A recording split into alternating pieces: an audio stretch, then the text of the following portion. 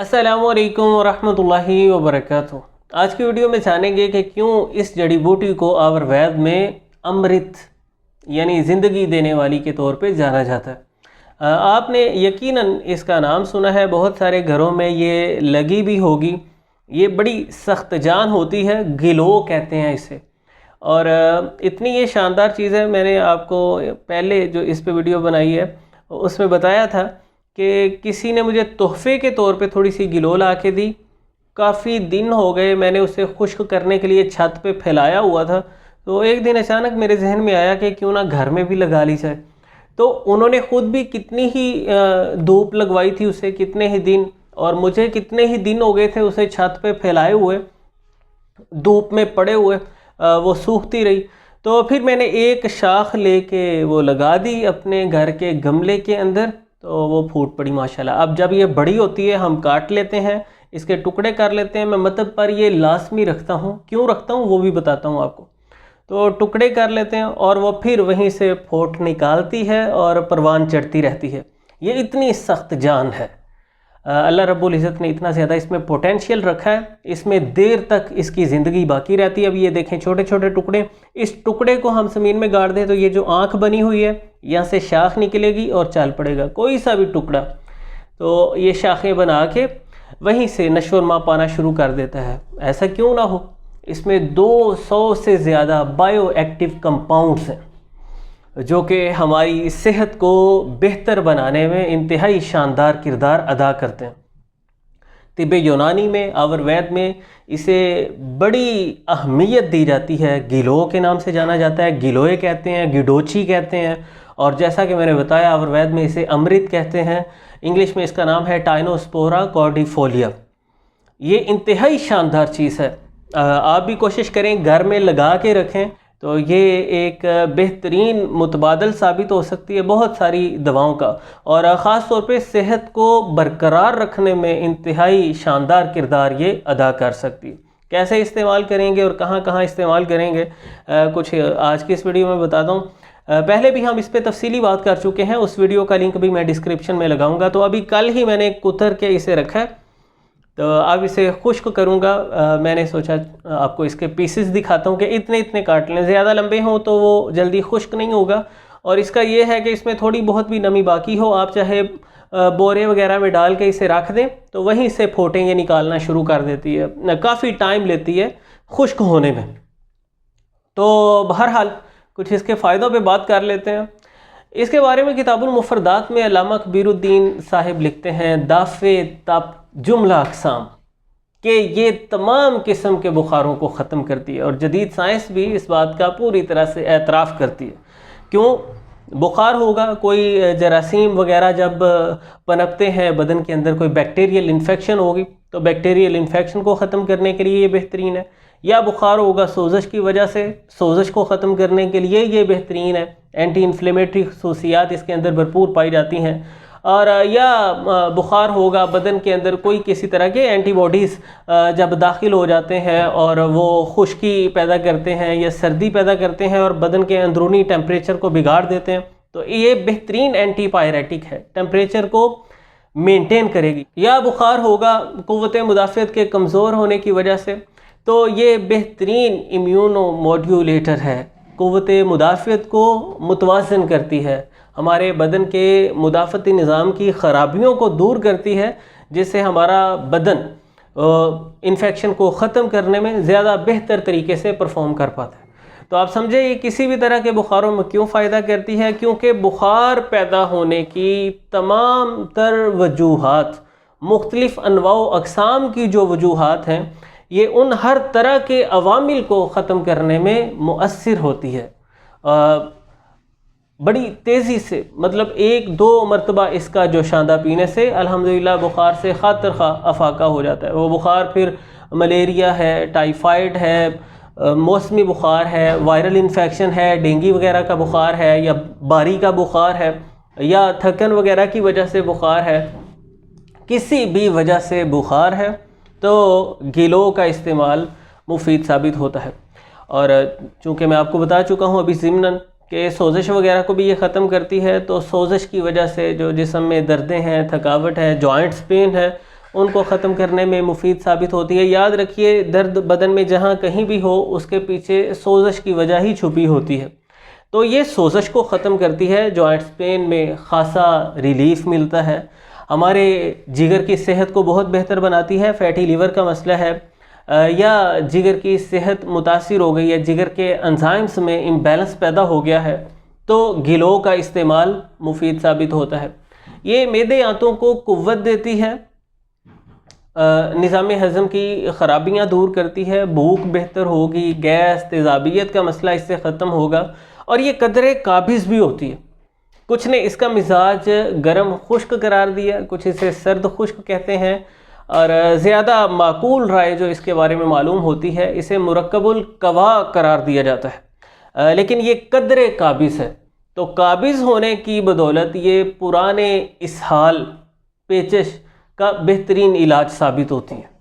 तो पेट अगर नरम है बहुत ज़्यादा, गिलोय का इस्तेमाल इंशाल्लाह मुफीद साबित होगा। परेशान ना हो, इस्तेमाल की सूरतों की तरफ भी हम आ रहे हैं। पहले इसका कुछ जो बेसिक इंट्रो है वो मैं आपको देना चाह रहा हूँ। यानी हर तरह के बुखारों में बेहतरीन अपना किरदार अदा करती है, जिगर की सेहत को बेहतर बनाने में बहुत अच्छी है, मैदे आंतों की कमज़ोरी को दूर करने के लिए बहुत अच्छा किरदार अदा करती है, मैदे आंतों को क़ुव्वत देती है, हमारे जिस्म में जहाँ कहीं सोज़श है उस सोज़श को ख़त्म करती है, जिससे जॉइंट्स की मूवमेंट बेहतर होती है, जोड़ों की दर्दों में खातर खा अफाका होता है, वो निकरस है, वजल मुफासल है, गंठिया है, इरकुन निसा है, किसी भी वजह से जोड़ों में दर्द है तो गिलोय का इस्तेमाल फ़ायदा देगा यकीनी तौर पे। और ये बेहतरीन ब्लड प्योरीफायर है, खून को साफ़ करती है, खून से जहरीले सीमी मादों को ख़त्म करती है, जल्दी अमराज, खारिश, फोड़े, फिंसी वगैरह की सूरत में ये बहुत मुफीद साबित होती है। और ये जरियान वगैरह, सोजाक, वो भी एक तरह की सोजश ही है जो पेशाब के साथ दर्द और जलन की कैफियत पैदा हो जाती है। जरियान और सोजाक में भी इसका इस्तेमाल मुफीद साबित होता है। वैसे तो गिलो अकेली हो या नीम पे चढ़ी हो तो भरपूर फ़ायदा रखती है, लेकिन जो नीम पे चढ़ी हुई गिलो है उसे ज़्यादा मुफीद मानते हैं अतिबा।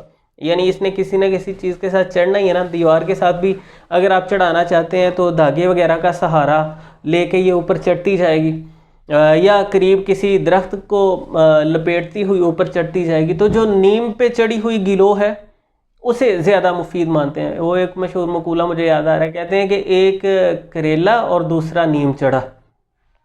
यानी एक तो करेला वैसे ही कड़वा होता है बहुत ज़्यादा, और वो अगर नीम पे चढ़ जाएगा तो नीम भी कड़वी है तो उसमें कड़वाहट भरपूर हो जाएगी।